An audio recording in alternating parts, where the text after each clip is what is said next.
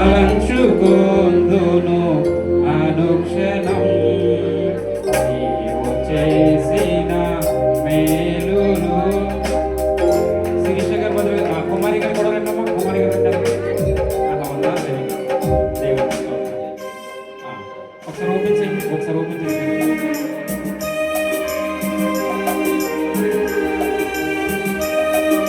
దేవునికి మహిమ కలుగుగాక. చక్కటి మైక్ని మీరు గిఫ్ట్గా తీసుకురావడం జరిగింది. వీరిని బట్టి నేను ప్రభువును స్తుతిస్తూ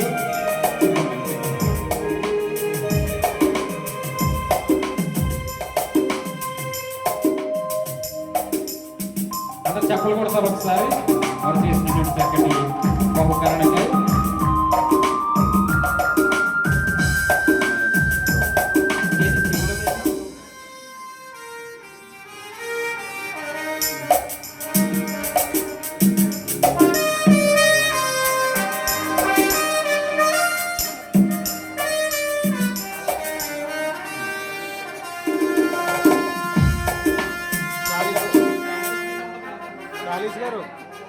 ఓకే, వెరీ గుడ్. దాన్ని ఆన్ చేసి పట్టుకుని ఒకసారి దైవజనులు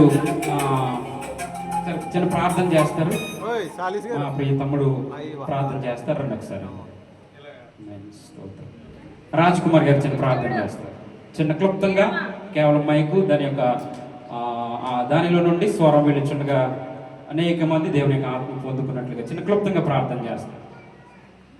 ప్రార్థన. మహాపరిశుద్ధుడైన ప్రేమగల తండ్రి, నీ ప్రియ బిడ్డలు ప్రభునైనా, నీ దాసుడి కొరకు విశ్వాసులైన నీ బిడ్డలు ప్రభునైనా, నీ దాసుడి నోటు నుండి చాలా విలువైన మాటలు ప్రభునైనా మాట్లాడుతున్నప్పుడు అది ఇంకా అర్థమవ్వడానికి కొరకు ఆ మైకును ప్రభునైనా ఉపయోగిస్తున్నప్పుడు ఆ మైకును ప్రభునైనా వెనుపడిచిన ప్రతి మాటలు ప్రభ బిడ్డల యొక్క హృదయములోను నీ జీవమైన మాటలు ప్రభ హృదయములో నాటబడిన గాక.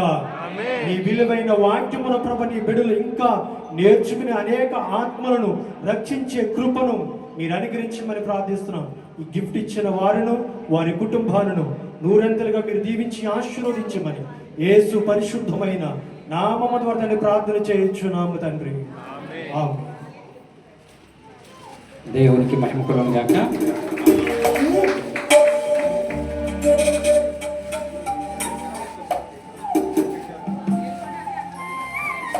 ఇది వైర్లెస్ మైకు చెవుకు పెట్టుకుని సాక్షిమా 1 minute అంతే.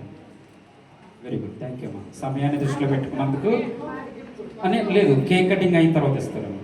ఒక్క నిమిషం, కేక్ కటింగ్ అయిన తర్వాత ఇద్దరు ప్లీజ్. నేను మీకు ఇస్తాను. దేవునికి మహిమ.